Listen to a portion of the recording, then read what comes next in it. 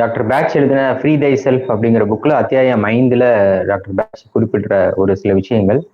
அதில் பார்த்தீங்கன்னா, மன அமைதியின்மைக்கும் நோய்க்கும் முக்கியமாக காரணமாக அமையிறது பார்த்தீங்கன்னா, நம்மளுடைய விஷயங்கள்ல மற்றவங்க தலையிடுவதை அனுமதிக்கிறதுனால என்ன ஆகுது அப்படின்னா, ஆன்மாவினுடைய வழிகாட்டுதல் கிடைக்க பெறாம போயிறாங்க அப்படிங்கிற ஒரு விஷயத்த அவர் சொல்றாரு. அதுக்கு இன்னொரு காரணம் சொல்றாரு, இன்னொரு விஷயம் சொல்றாரு. மற்ற நபர்கள் எப்ப நம்ம மனதுக்குள்ள மற்றவர்களுடைய எண்ணம் வருதோ அந்த கணமே நம்மளுடைய உண்மையான பாதையிலிருந்து நம்ம விலகி போயிடுறோம். நீங்களே விடுவித்துக் கொள்ளுங்கள், உங்களை நீங்களே விடுவித்துக் கொள்ளுங்க, நான் வழிகாட்டுகிறேன். அதுக்கு வந்து என்ன ஸ்டார்டிங் எப்ப பண்றாருன்னா, ஒவ்வொரு மனிதனும் இந்த பூமிக்கு வர்றதுக்கு ஒரு முக்கிய காரணம் இருக்கு. அதாவது அவனுடைய பிறப்புரிமையா இருக்கிறது, தனித்துவமா இருக்கிறது. அதுல வந்து குறிப்பிட்ட ஒவ்வொரு மனிதனுக்கும் குறிப்பிட்ட வேலை இருக்கு, பணி இருக்கு. அதை அவங்க மட்டும்தான் செய்ய முடியும். அதுக்கு வேற எவரும் செய்யறதுக்கு முடியாது. அந்த மாதிரி அந்த ஒரு பர்டிகுலர் மனிதருக்கும் குறிப்பிட்ட வழிமுறைன்னு ஒண்ணு இருக்கு. அந்த வழிமுறையை அவரை தவிர வேற யாரும் செய்ய முடியாது. அந்த வழிமுறையில ஒரு மனிதன் போகக்கூடிய வழிமுறையில அவனுடைய பாதையில அவனுடைய கருத்துக்களுக்கு வேற யாராவது ஒருத்தர் தடை செஞ்சாங்க அப்படின்னா அது வந்து அவங்களுக்கு அப்பதான் வந்து நோய் உண்டாகிறது அப்படிங்கிற ஒரு விஷயம் சொல்றாரு. அதுல அந்த மாதிரி தடை இல்லாம இருந்தோம் அப்படின்னா, அதாவது மற்றவர்களுடைய விஷயங்கள நாம தலையிடாம இருக்கிறதும், நம்மளுடைய விஷயங்கள மற்றவர்கள் தலையிடாம பாத்துக்கிறதும் தான் முக்கியம். அப்படி இருந்தோம் அப்படின்னா இதுதான் உண்மையான ஆரோக்கியம், இதுதான் உண்மையான சேவை, இதுதான் உண்மையான இந்த பூமிக்கு வந்ததனுடைய நோக்கம் அப்படிங்கிற ஒரு விஷயத்த அதுல சொல்றாரு. அப்படி மீறி இடையூறு வந்துருச்சு அப்படின்னா, வாழ்க்கையில வந்து இந்த மாதிரி இடையூறுகள் வராம இருக்காது. அப்படி மீறி நீங்க உங்களுடைய செயல்கள்ல அல்லது நீங்க போற பாதையில ஏதாவது ஒரு இடையூறு வந்தது அப்படின்னா அதை வந்து நீங்க வந்து ஒரு தெய்வீக திட்டமா பாருங்க. அதை வந்து நீங்க வந்து முரண்பாடு இல்லாம ஒரு தெய்வீக திட்டமா அதை பார்த்து அந்த அந்த விஷயங்களை வந்து நீங்க நேரடியாக எதிர்கொள்ளுங்க. அந்த மாதிரி எதிர்கொள்ளும் போது என்ன ஆகுனா, அந்த எதிர்க்கக்கூடிய அந்த நபர்களை வந்து பயனுள்ள எதிராளியா நீங்க பாருங்க. அதை முற்றிலும் எதிர்க்காம அவங்க பயனுள்ள எதிராளியை பார்த்து நீங்க நமது தெய்வீகத்தன்மை வெல்ல முடியக்கூடிய தன்மைகளை வந்து அதுல நமக்கு இருக்கு அப்படிங்கிறத நீங்க கவனிங்க அப்படிங்கிறார்.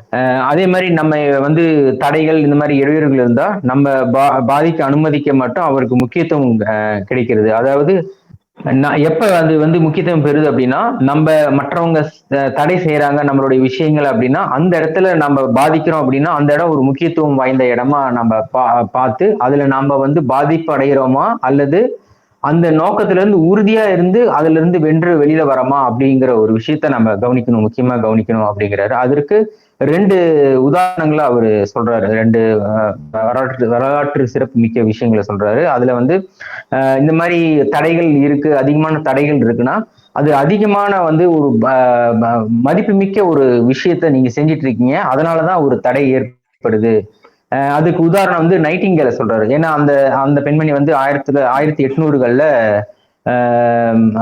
இங்கிலாந்து நாட்டுல வந்து அவங்க வந்து செவிலியரா பணியாற்றுறவங்க. அவங்க மிகப்பெரிய செல்வந்தர். ஆனா அந்த இங்கிலாந்து நாடுகள்ல அப்ப வந்து ஒரு செவிலியர்கள் யாரெல்லாம் இருந்தாங்க அப்படின்னா தீண்டாமை ரொம்பவும் வந்து தீண்டாமையில ஒடுக்கப்பட்ட மக்கள் தான் அந்த மாதிரி விஷயங்களுக்கு பயன்படுத்திட்டு இருந்தாங்க. இவங்க அங்க போய் ரொம்ப சேவைகள்லாம் செஞ்சு அந்த போர்ல அடிபட்ட வீரர்களுக்கு சேவை செஞ்சு அதுல இருந்து ஒரு மிகப்பெரிய ஒரு மாற்றத்தை ஏற்படுத்தினவங்க தான் அதுக்கு உதாரணமா சொல்றாரு. அதே மாதிரி அந்த மாதிரி வந்து எந்த ஒரு தடை நீங்க போற பாதையில ஒரு தடை இருந்ததுன்னா அந்த தடையை வந்து நீங்க வந்து எதிர்கொள்ளுங்க. அப்ப எதிர்கொள்ளும் பொழுது நீங்க மிகப்பெரிய ஒரு பணியை வந்து மதிப்புமிக்க பணியை நீங்க செய்யறதுக்கு கடமைப்பட்டிருக்கீங்க அப்படின்னு சொல்றாரு. அதே மாதிரி இன்னொரு விஷயமும் சொல்றாரு, அந்த கலீலியோ விஷயம். ஏன்னா கலீலியோ வந்து பூமி உருண்டைன்னு சொல்லும் போது யாருமே நம்பல, அவங்க குடும்ப அங்கத்தினர் கூட நம்பல. அப்படிங்கும் போது அப்ப எவ்வளவு பெரிய எதிர்ப்புகள் வந்து உங்களுக்கு இருந்தாலும் அது வந்து ஒரு எந்த அளவுக்கு எதிர்ப்பு இருக்கோ அந்த அளவுக்கு உங்களுடைய விஷயங்களை நீங்க மதிப்பு மிக்க விஷயங்களா நீங்க செய்யறீங்க அப்படின்னு. ஏன்னா அது டாக்டர் பேட்சிங்மே கூட அவரு நிறைய மலர் தீர்வுகளை கண்டுபிடிச்சு எல்லாருக்கும் கொடுக்கும் பொழுது நிறைய எதிர்ப்புகள், அதாவது ஆங்கில மருத்துவத்துல இருந்து நிறைய எதிர்ப்புகள் வருது, உங்களுடைய லைசன்ஸை கேன்சல் பண்ணிடும்னு நிறைய மிரட்டுறாங்க. அதுக்கும் அவரை வந்து அதுக்கு மதிப்பு கொடுத்து அந்த அந்த பணிக்கு வந்து மதிப்பு கொடுத்துதான் அவரு சிறந்த இந்த மலத்தீர்வுல 38 கண்டுபிடிச்சு முடிக்கிறார். அதனால வந்து 2 விஷயத்த முக்கியமா சொல்றாரு. நான் மனதுக்கு முரண்பாடான விஷயங்கள் என்னன்னா, நம்ம விஷயங்கள்ல மற்றவர்களை நம்மளுடைய பாதையில மற்றவர்களை அனுமதிக்கிறது தடுக்கணும். அதே மாதிரி நீங்களும் மற்றவங்களுடைய விஷயத்துல தலையிடாதீங்க அப்படிங்கிற ஒரு விஷயத்த அவர் சொல்றாரு. அதே மாதிரி உடல் அப்படிங்கிறது ஆன்மாவின் செயல்பாடுகளை வெளிப்படுத்துற ஒரு கண்ணாடி மாதிரி. எப்படி வந்து ஒரு நோயினுடைய வெளிப்பாடு வந்து எப்படி இருக்குன்னா, ஒரு அகத்தின் அழகு முகத்தில் தெரியும்னு சொல்ற நம்ம பழமொழிக்கு ஏற்ப அவர் என்ன சொல்றாருன்னா, நம்மளுடைய உடலினுடைய பிரதிபலிப்பு, அதாவது ஆன்மாவினுடைய பிரதிபலிப்பு தான் உள்ளுக்குள்ள நடக்கிறது தான் வெளியில வந்து நமக்கு பிரதிபலிக்குது. நம்ம எப்படி ஒரு கண்ணாடி முன்னால வந்து நம்ம மகிழ்ச்சியா இருக்கிறத பாக்குறோமோ அது மாதிரி ஒரு மகிழ்ச்சியா தெரியும். ஒரு உணர்ச்சி தன்மையில ஒரு கோபமோ ஒரு ஒரு பய உணர்ச்சியிலோ நம்ம பார்த்தோம்னா எப்படி நமக்கு வந்து அது அதனுடைய உணர்ச்சி பிம்பமா தெரியுதோ அது மாதிரிதான் நம்ம மனதுக்குள்ளார இருக்கக்கூடிய அந்த விஷயங்கள் வந்து நம்ம நல்ல எண்ணங்கள் இருக்கும் பொழுது அதனுடைய தன்மை வந்து உடல்ல பிரதிபலிக்கும் அப்படின்னு சொல்லி அவர் இந்த கட்டுரையில சொல்லியிருக்காரு. அந்த ஃப்ரீ தை செல்ஃப்ங்கிறது, அதாவது மனதுக்கும் ஆன்மாவுக்கும் உள்ள முரண்பாடு தான் நோய். எனக்குன்னு ஒரு பிரத்யேகமான வேலை இருக்குது, அந்த வேலையை நான் மட்டும் தான் செய்ய முடியும். காப்பி அடிக்கிறது என் வேலை இல்லை. ஒண்ணு, அந்த வேலையை கண்டுபிடிக்க எனக்குன்னு பிரத்யேகமான ஒரு வழி இருக்கு. அந்த வழியை நானே தான் கண்டுபிடிக்கணும். எனக்கு துணை பண்றதுக்கு சில ஆசான்கள் இருப்பாங்க. அந்த ஆசான்கள் எனக்கு முக்கியம். ஆனா அவங்க தான் எடுத்துன்னு போய் என்ன விடுவாங்க கிடையாது. எனக்குன்ற வேலையை, பிரத்யேகமா இருக்கிற வேலையை தெரிந்து கொள்ள, எனக்கு இந்த சால்வேஷன் சொல்லக்கூடிய ஞானத்தை அடைய இருக்கிற வழி நானே கண்டுபிடித்துக் கொள்ள வைன். இன்னொன்னு, யாரோட குறுக்கீடுகளும் எனக்கு தேவையில்லை. யாரோடைய வாழ்க்கையில் நான் குறுக்கிடவில்லை. இந்த உலகத்தில் மிகப்பெரிய மாற்றத்தை நிகழ்த்திய புத்தர், ஜெயினர், மகாவீரர், இயேசு கிறிஸ்து, முகமது நபி, லாவோட்சு, கன்ஃபியூஷியஸ், எல்லா சித்த புருஷர்களும் நிறைய பிரச்சனைகள் காரணமாக இந்த நிலைக்கு அடைஞ்சிருக்காங்க. அதனால இந்த எந்த நிலையிலும் நாம் வந்து பாதிப்படையாம நம்மளுடைய இலக்கை, என்னுடைய வாழ்வின் நோக்கத்தையும் என் வாழ்க்கை நோக்கத்தை அடைவதற்கான வழிகளையும் தெரிந்து கொள்ள இந்த வைன் அவ்வளவு அற்புதமான ஒரு மலர். எவ்வளவு பெரிய பிரச்சனை, எவ்வளவு பெரிய தடை, எவ்வளவு பெரிய சிக்கல்கள் பேட்ச் அடைஞ்சதை விடவா நம்ம அடைஞ்சிட்டோம். இயேசு கிறிஸ்துவோடவா, அல்ஹிலாஜ் மன்சூர் அலிகான் விடவா, தாய்மானவரோடவா, வள்ளலாரோடவா, வேதாத்திரி விடவா, எவ்வளவோ பேர் அவ்வளவு கஷ்டத்துல இருந்து மீண்டு வந்தவங்க எல்லாருமே வைனுடைய முழு தன்மையாளர்களா இருந்தது. அன்பு மட்டும்தான். நீங்க என்னன்னா பண்ணுங்கடா, என்ன அந்த மரம் எவ்வளவு வெட்டினாலும் அது இனிப்பை தருகிறது, ஆனந்தத்தை தருகிறது, மலர்ச்சியை தருகிறது. இந்த மாதிரி நீங்க இந்த சமூகம் என்ன பண்ணாலும் நான் வந்த பணியை முடிக்காம போக மாட்டேன், நான் வந்த வேலையை செய்யாம நான் போக மாட்டேன்னு சொல்றதுதான் அத்தாரிட்டி. நான் செய்வேன்டா இந்த வேலையை, எனக்கு இதெல்லாம் தேவை, இதெல்லாம் கொடுக்கணும் அப்படின்னு பிரபஞ்சத்தை மண்டியிடச் செய்வது வைன். அதனுடைய நுட்பத்தை தெரிந்து கொண்டு சித்தர்கள் பஞ்சபூதங்களை ஆட்கொண்டார்கள், பஞ்சபூதங்களை செயலாக்கினாங்க, தன்னுடைய வழிக்கு மாற்றிக்கொண்டார்கள்னா இதுதான் காரணம். இது வைன். சித்தர்கள் மொத்த பேரும் வைன் தான். நம்மளுக்கு அபாரிஜின்ஸ் சொல்லக்கூடிய எல்லா உலகம் முழுவதும் இருக்கிற ஆதி குடிகள், தன்னை உணர்ந்த ஆதி குடிகள் எல்லாமே மழை வர வைக்கணுமா வர வச்சிருவோம், வெயில் வேணுமா மழை வச்சிருவாங்க, பனி வேணுமா பனி வர வச்சிருவாங்க. இதெல்லாம் வைனுடைய தன்மையில வரும். செங்கோலின் மலர் வைன். ஒரு தலைவன் என்பவன் ஒரு சிறந்த வழிகாட்டியா தான் இருக்கணுமே தவிர மற்றவங்களை அடக்கி ஆளக்கூடாது. சிறந்த தலைவனா இருக்கிறதுக்கு வைன். இந்த மனிதர்களுக்கு கிளியர் கட் ஐடியாஸ் இருக்கும், டெஃபினட் பிளான்ஸ் இருக்கும், கொள்கைகள்னு இருக்கும். வெற்றி மீது அதிக ஆர்வம் இருக்கக்கூடியவங்க, நல்ல திறமைசாலிங்களா இருக்கிறவங்க. ஒரு பிரசன்ஸ் ஆஃப் மைண்ட் வந்து இந்த மக்களுக்கு இருக்கும். வில் பவர் அதிகமா இருக்கும். ஒரு சூழலை எப்படி மாத்தணும் அப்படின்னு உங்களுக்கு நல்லா தெரியும். அவசர காலங்கள்ல திறமையா முடிவெடுக்க தெரிஞ்சவங்க. சாதுரியமான ஒரு மனநிலை இவங்ககிட்ட இருக்கும். எவ்வளவு பெரிய கலவரமா இருந்தாலும் சரி, அதுல இருந்து நம்மள மீட்டுட்டு அமைதியை ஏற்படுத்திடுவாங்க. மைண்ட் ஃபோக்கஸிங் அதிகமா இருக்கக்கூடியவங்க. A wise leader who is loving and guiding others அப்படின்னு டாக்டர் பேட் சொல்லியிருக்காரு. ஒரு தலைமை பொறுப்பு நமக்கு வரும்போது மற்றவங்களை வழி நடத்தி செல்ல வேண்டிய கட்டாயத்துல நல்லது எது கெட்டது எது அப்படின்னு விஷயங்களை சரியா புரிஞ்சுக்கிட்டு பின் விளைவுகள் இல்லாதபடி ஜாக்கிரதையா முடிவெடுத்து செயல்படுறதுக்கு வந்து வைன் நம்மளுக்கு ரொம்ப யூஸ்ஃபுல்லா இருக்கும். வைன் சாப்பிடும்போது நம்மளுக்கு தேவையில்லாத தொந்தரவு கொடுக்கக்கூடிய இல்லைன்னா அனாவசிய நஷ்டம் தரக்கூடிய விஷயங்கள் வந்து நம்மள அணுகாது. வைன் மக்கள் நம்மள சரியான பாதையில வழிகாட்டி கூட்டிட்டு போறவங்களா இருப்பாங்க. அனைவரையும் வசீகரிக்கக்கூடிய ஒரு தன்மை வந்து இந்த மக்கள்கிட்ட இருக்கும். Powerful boss, big boss, leaders of leaders எல்லாமே இந்த வைன் தான். எரிமலையை போல உடனடியா வெடித்து வெளிப்படக்கூடிய ஒரு சக்தி, பவர்ஃபுல். ஒரு விஷயத்தை இறுக்கமா பிடிச்சுக்கிட்டு வெற்றி பெறணும் அப்படின்னா வைன் சாப்பிடணும். இறைவன் ஒருவனே தலைவன் அப்படின்னு ஏத்துக்கிறவங்க, தலைவன் ஒருத்தர் இருக்கிறதே தெரியாம இருக்கிற சூழ்நிலையை உருவாக்குறவங்க இந்த வைன் நபர்கள். அமைதியை மிக அற்புதமா நிர்வகிக்கக்கூடியவங்க. இவங்க இருக்கிற இடத்துல பரிபூர்ண அமைதி நிலவும். Tao teaching the way of the ways. வழிகளற்ற வழி, நோக்கமற்ற நோக்கம், தலைவனற்ற தலைவன், அற்புதத்தின் அற்புதம் வைன். ராஜாக்களின் ராஜா, சக்கரவர்த்திகளின் சக்கரவர்த்தி, கிங் ஆஃப் கிங்ஸ், எல்லாமே இந்த வைன் தான். ஒருத்தர் வந்து சின்ன வயசுல இருந்து பாதிக்கப்பட்டு, கல்யாணம் ஆகி வந்து அங்க பாதிக்கப்பட்டு, பசங்கிட்ட பாதிக்கப்பட்டு, வேலையில பாதிக்கப்பட்டு, எல்லாத்துமே ஒரு எல்லா விஷயத்திலும் மனதாலும் உடதாலும் ஆன்மாவாலையும் பாதிக்கப்பட்டே வந்துகிட்டே இருக்கிறாங்க. தீர்வே இல்லையான்னா ஒரு 3 மாசம் வைன் எடுத்தாங்கன்னா விடுதலை கிடைச்சிடும். எதுல இருந்து? முற்றிலுமான விடுதலை. மனம், பொருளாதாரம், சமூகம், ஆன்மீகம், முற்றிலுமான விடுதலை. ஜீவ காருண்யம் அப்படின்னு ஒரு வேர்டு, அதாவது எல்லாவற்றிலும் வாடிய பயிரை கண்ட போதெல்லாம் வாடினேன் அப்படின்னா அது வைன். வைன் உட்கொண்டு நம்ம பார்க்கும்போது நம்ம முழுத்தன்மையில விரிந்து பார்க்க ஒரு தனி ஒருவன் மற்றும் குழுவா நம்ம வாழக்கூடிய வாழ்க்கையில நமக்கு கிடைக்கக்கூடிய எல்லா மங்களங்களும் நம்ம கண் முன்னாடி விரியறத பார்க்குறோம். ஆல் ஆர் ஈக்குவல் பீயிங் அப்படின்னு டிக்ளேர் பண்ணுது. நிறுவனங்கள், கல்விக்கூடங்கள், இப்படி எல்லா இடத்துலையுமே வந்து தனி மனிதனுடைய ஆன்ம நலம், அவனுடைய ஸ்பிரிச்சுவல் டெவலப்மெண்ட் ஓவராலா அதுக்கு வந்து ஒரு முக்கியத்துவம் கிடைக்குது அப்படின்றத பார்க்க முடியுது.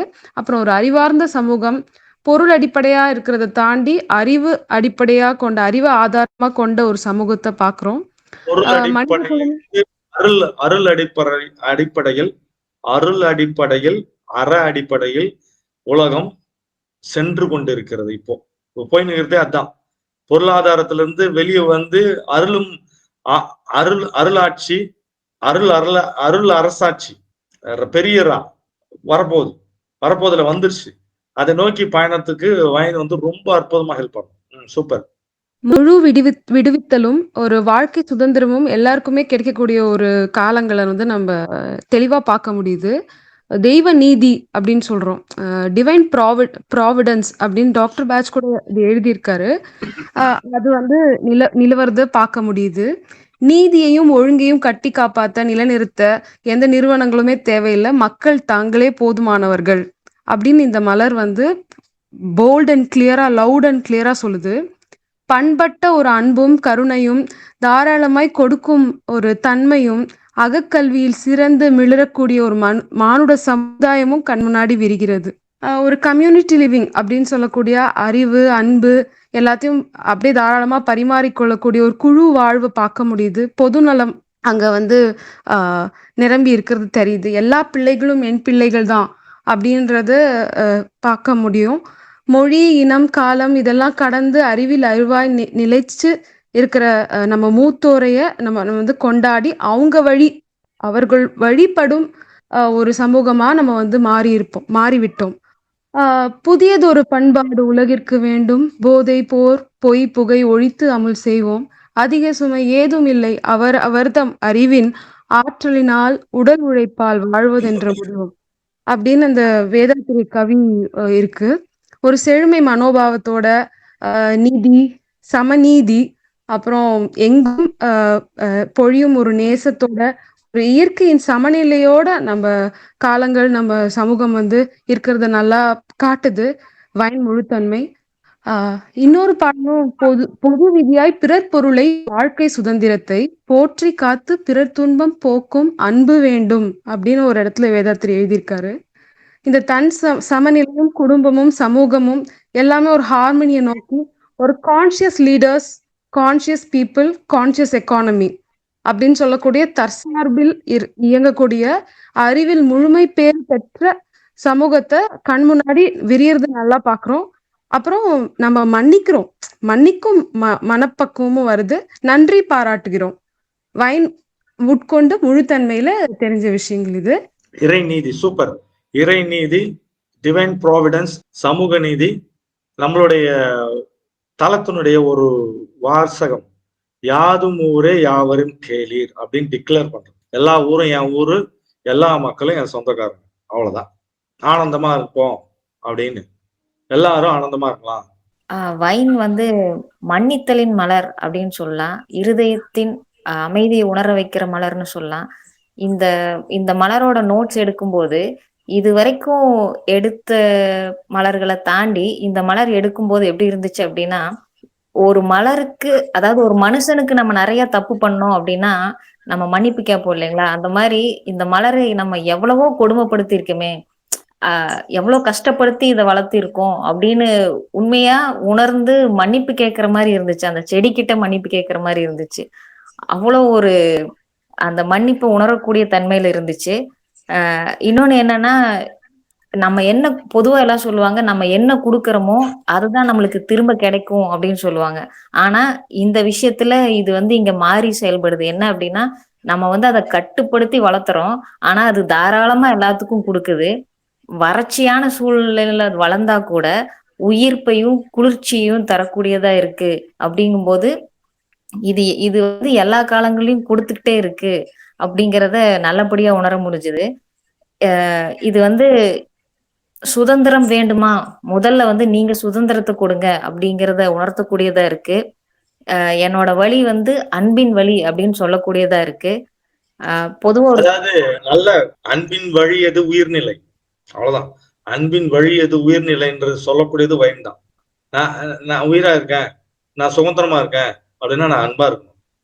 நான் அன்பா இருக்கிறேன், நான் அன்பா நடத்துவேன், எனக்கும் ஆல் ஆர் ஈக்குவல் பீயிங்ஸ் அப்படின்னு டிக்ளேர் பண்றது. இது வைன் எடுக்கும்போது ஒரு எக்ஸ்பீரியன்ஸ் ஆச்சு. என்னன்னா, வைன் எடுத்துட்டு போறப்போ பொதுவா நம்மளுக்கு வந்து நம்ம அதிகார தோரணையில போற மாதிரி இருந்துச்சு. ஆனா போன இடத்துல எப்படி இருந்துச்சு அப்படின்னா, போனதும் நம்ம கிட்ட ஒரு வேலையை கொடுத்தாங்க. அங்க வந்து அந்த அதாவது தரையில இறங்கி வேலை செய்யற அளவுக்கு இருந்துச்சு. அதாவது அர்ப்பணிப்போட வேலை செய்யற மாதிரி இருந்துச்சு. நான் வைனா தான் போனேன், ஆனா சென்டாரியா அங்க வேலை செஞ்ச மாதிரி.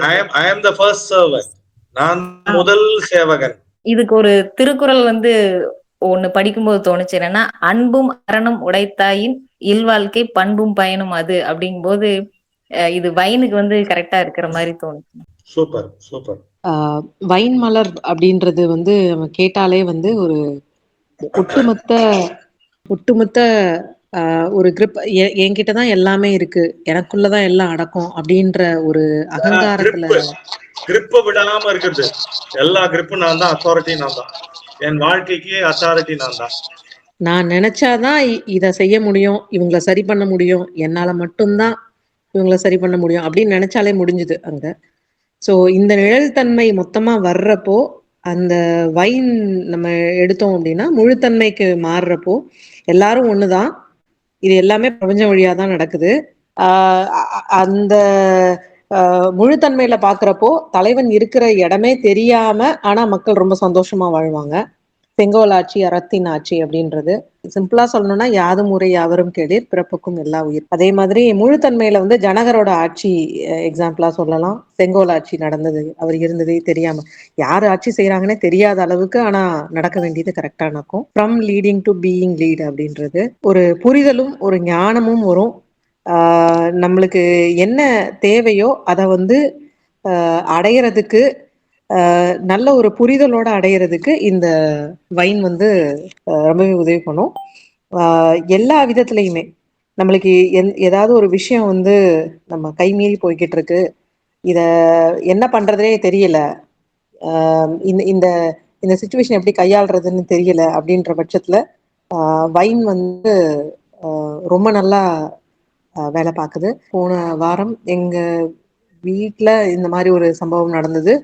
கொஞ்சம் கைமீறி போற மாதிரி இருந்தப்போ வைன் சாப்பிட்டுட்டு கொஞ்சம் பாக்குறப்போ கொஞ்சம் நேரம் கழிச்சு அந்த சிச்சுவேஷன் மாறுற மாதிரி அமைஞ்சிருந்தது. இன்னைக்கு நிறைய அரசியல்வாதிகள் பிரமுகர்கள் எல்லாரும் வந்துட்டு இருக்காங்க.